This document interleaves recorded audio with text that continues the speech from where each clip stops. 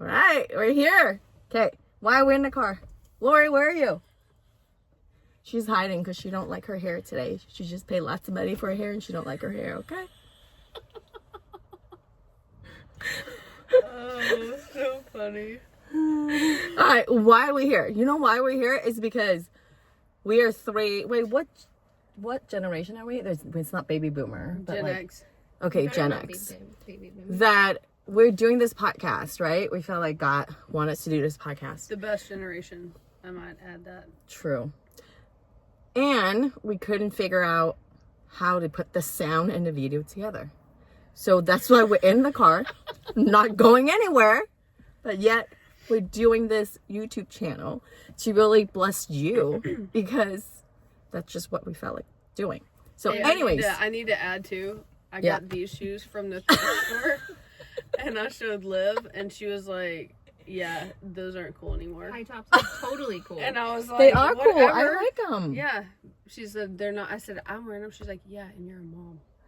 Oh, See? that's not cool. I know. That's So I just not want to cool. add to this Gen X not We are going Gen X. anywhere in the car. We're very cool. Uncool, I love it. thrifted that. Nikes, Yeah. you know, that are out. Just so They're y'all cool know. though. I think they're cool. Hey, Should we that's all what I show thought. our shoes then? I Yeah, have we the should. mom Yeah, we shoes should. right Lori, now. what shoes do you have Okay. I have mom Cowtown? shoes. And I you can just say, realized that my what shoes is this are from? Don't have a cow, man. don't have a cow. What shoes do you got on, Poe? I have these like Ooh, old running, shoes. Old. running. Hoka, I know. working out. Just in case, Hooker, you want to sponsor me, we're right here. Right here. I'm just saying. I'm kind of flexible. Look at me. Okay.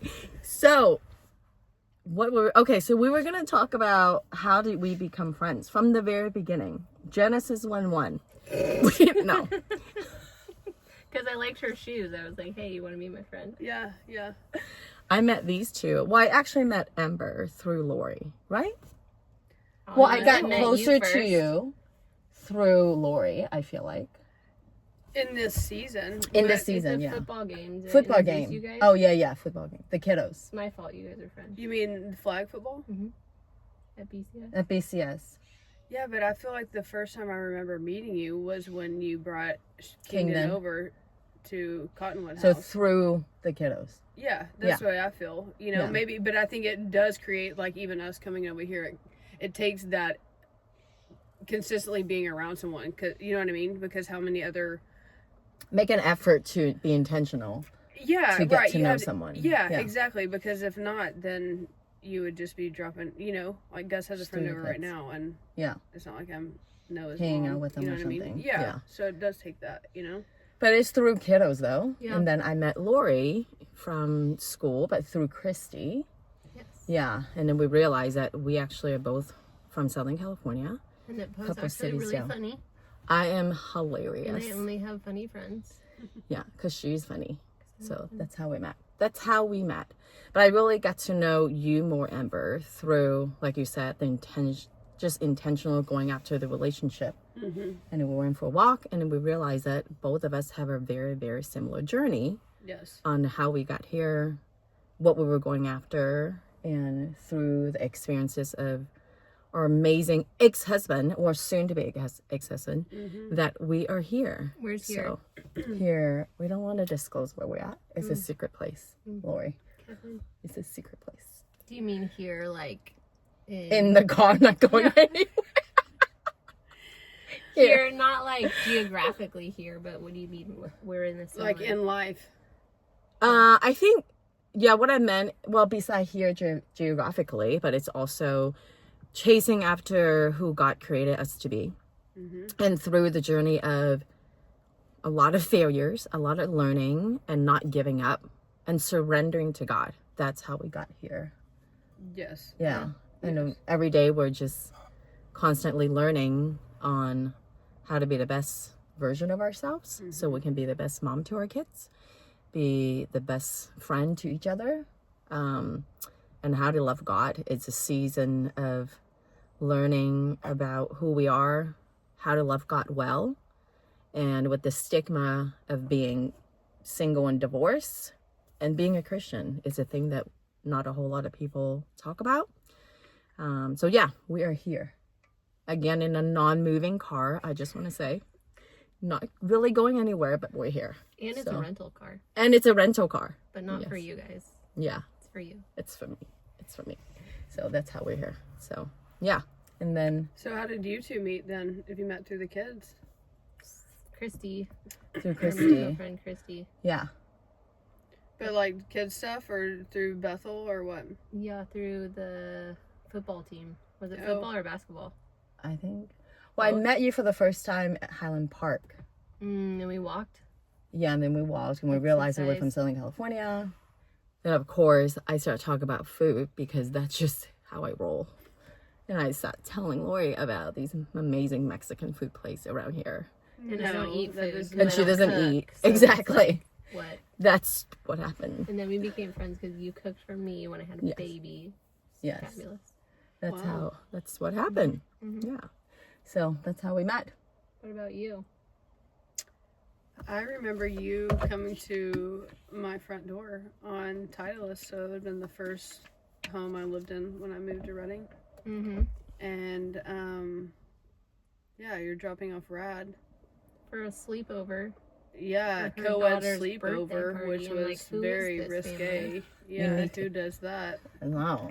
I will say I was unsure about it. I'm like, we don't, but I feel like now that even just saying that, I think it's because it's a religious view of it. You know what I mean? Like that you just don't do that. Not that they were doing anything wrong, but it was like you just don't do that. You know what I mean? So let's talk about that really You quick get because I shunned. just felt like even right now we're saying it's religious to not do XYZ. Yeah. So where, as parents, where do you draw the line between I'm protecting my kids versus being religious, right? Like how do you figure that out in the midst of having your friends new to the area, you know, like all of that? I think part of it depends on knowing your kids. And like some of my kids, I'd be like, yeah, no, probably not going to happen.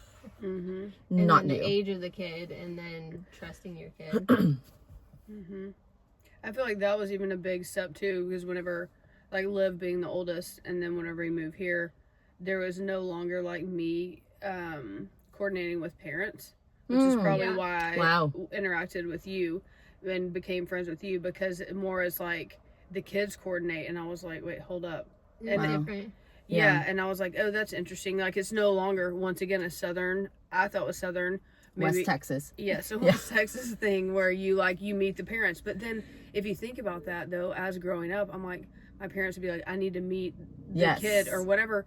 But what kid's not going to be on their best behavior? Or, you know what I mean? Like maybe you could gauge to an extent, but then how many people are not themselves in front of the parent? So it's like, what is that? I get the wanting to do it, but then I also understand you're not getting a good gauge in a handshake or whatever of like, oh, yep, sounds great. Yeah. I know them. You know what I mean? So Wait, so let's go back to, so Lori dropped Rad off at your house? Yeah. And that was the first time you met? Yeah. She got out of the car and came to the door. But Rad and Liv were friends. Mm-hmm. So you met Liv before you I met don't her? think I met Liv. But I just knew I trusted Rad. Yeah. Okay. Okay, that makes sense. Yeah. To actually trust your kid to make the best decision. Yeah. Yeah. Like you're super brave to do that. I gotta tell you. Because I don't know if I would allow my kid to go to someone's house that I've never met, the other child, or the parents. Yeah, definitely. And some might, just being real, some might even say that you're a bad parents because why can you do that, right? Mm-hmm. But obviously you follow Holy Spirit and you know that you have to, people will say a gut check, but Holy Spirit check to know that he's in a safe place and I trust my kid. So that's a different type of parenting style than I grew up in. Yeah. I think that's the other thing that's emphasized too, like with the kids interacting with the kids and the parents are out of it. One, it like frees up my schedule where I'm not like controlling all the things, but it gives you that where you have to trust your kid. So it's like if I'm trusting my kid, then I'm trusting the friends they're picking. So it gives you this more of a responsibility to check in with your kid and to know what your kid is doing over, you know what I mean? Yes, I do know if you're hanging with bad kids, right? Yeah. I totally get that aspect. But it's more of like, I don't know, like trusting that who they're going to be with or who they're choosing to hang out with is a good environment. And then always leaving that door open. I mean, I feel like I tell my kids this all the time. Like, you're ever in a situation you don't want to be in, you call me. It doesn't matter. So I think it's that, like, giving them the freedom to do that, because I don't know. How old were they? What birthday was that? 14? 13? Oh my gosh. Was it? I mean, if we've been here 15? 5, it was 13, which seems crazy. 13. And I think it has to do something with the oldest, because, like, Mm-hmm. Micah trying to do that next year. I'm like, excuse me, what? You know? You're not going but nowhere. I also think, I mean, I don't know. I think it all just depends. I know that my kids had to grow up a little bit faster than normal, so they're a little bit more independent. Mm-hmm. And I was able to give them that independence and trust. And we had that relationship where he could tell me, I think he talked about his friends, like, and I definitely asked questions. I wasn't just like, yeah, go for it. But then that's also why I wanted to meet Amber. But I Make think sure she's not crazy. Yeah. She's a little, you're a little crazy. But that's why you're I a like little her. crazy. And I think You're that's all a little like crazy. why I do different than normal parents is I think outside of the box. Yeah. Kind of a thing. So for me, I'm just learning, because I got 2 boys, actually young men now. I need to learn from you ladies, what question do you ask your children to engage with them? I find it harder with one than the other on what questions to ask, because they're 2 individuals with 2 different personalities. So what question do you ask when you're engaging with your children to know that, hey, I really want to connect with them, so that you can build that relationship intentionally? So what do you ask? Well, I think you just hit the nail on the head. It's like building that relationship. It's not a one question. It's like a constant checking in with them and like talking with them and like, how are you doing? And like picking up on signals and signs of Rad likes to worry a lot, like irrational worry, and I'm like, I can see it on his face. I'm like, throw that face away. Yeah. It's like, don't even worry about it. But I think just daily engaging or weekly engaging with him to like check in and see how he's doing. I think it's like building that connection and that relationship. So there's not like just one defining question, because boys, you're like, how are you doing? Good. One word answer. Yeah, it's so amazing. You're, like, pulling the answers out of them, but like taking that time, like driving kids to school, taking that time to like check in on them, or I don't know, eating dinner together, going in the hot tub together.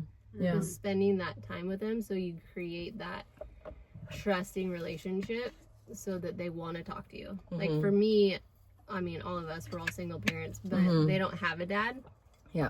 Their dad passed away, so they only have me to talk to. Yeah. So I try to make myself readily available for them to trust me and to talk through stuff.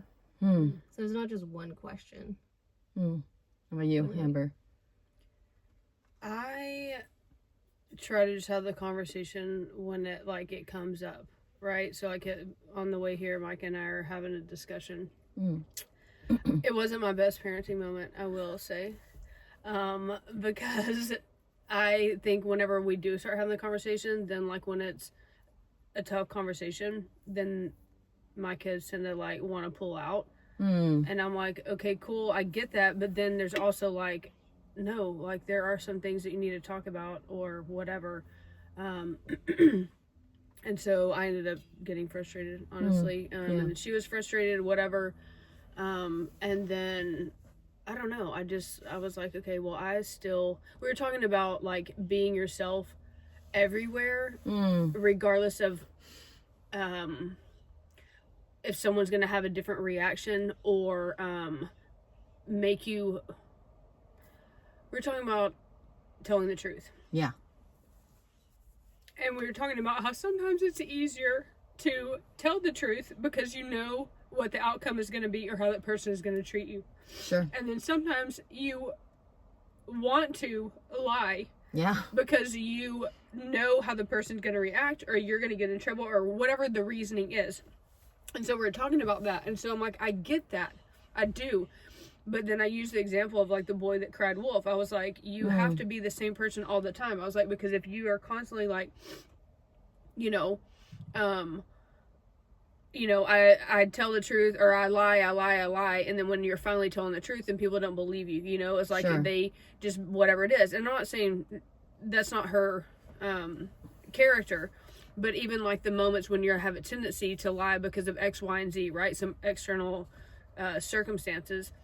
I said, but it doesn't give me or you the right to lie because of how things are gonna, you know what I mean? Like, because of your external circumstances, right? Because you want to go back to, like, given my season 2, I think, when things were thrown at me, right, that I'm the problem, okay, in my certain circumstance, I think it wasn't believed, right? I mean, I feel like it's pretty obvious, but, like, people weren't like, oh, yeah, I'm sure that happened. No, they were like backing me because they're like, I know who Amber is because it's consistent behavior. You know what I mean? So that's what I was trying to tell her. Like, I get wanting to lie sometimes, but I was like, but if you're always telling the truth, right? Just owning. I was like, what's the worst that can happen to you?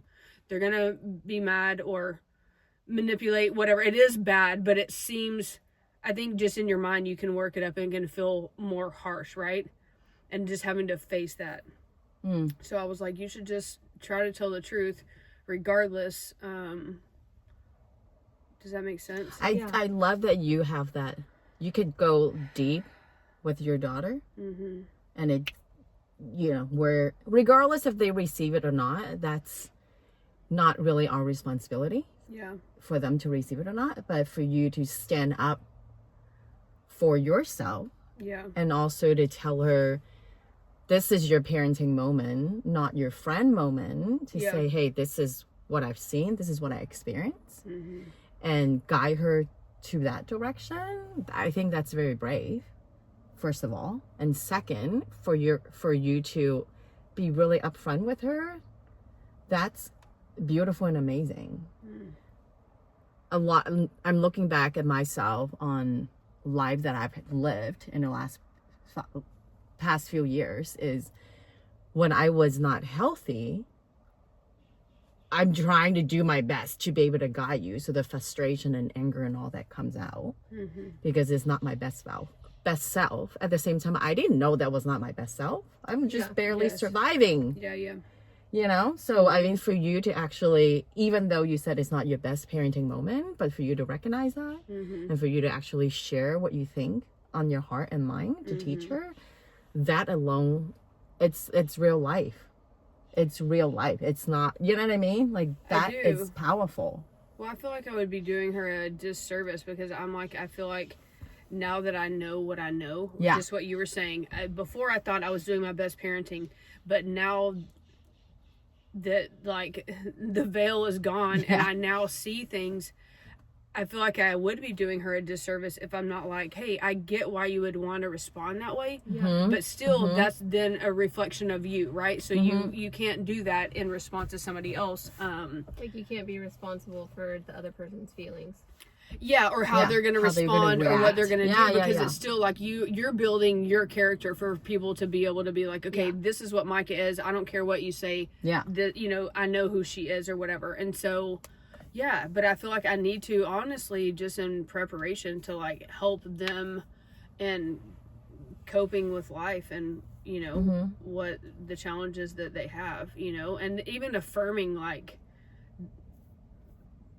that some things are true, that, you know what I mean? What you're going through in this situation. Yeah, that it is the reality, and I wish it wasn't the reality, but the reality is you are experiencing that. So this is how, you know, this is what may help you in that situation. Sure. Awesome. You know, instead of, I feel like sugarcoating it, or like just avoiding it, because that would be my go-to. You know, like, oh, we're just gonna, like, look away. And so I think that's why she and I got into it, because she's like, okay, I don't want to talk about this anymore. And I'm like, okay, we're mid-conversation. Like, that's not how this rolls. Like, you have to.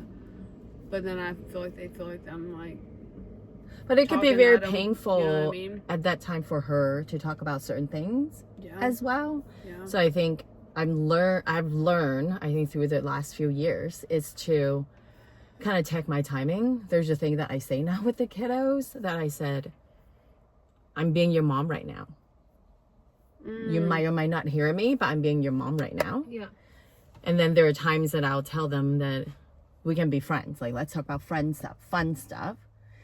But I try to separate those so that they know kind of my role at that very moment. Again, regardless if they listen to me or not, that's up to them. But I'm just learning again to.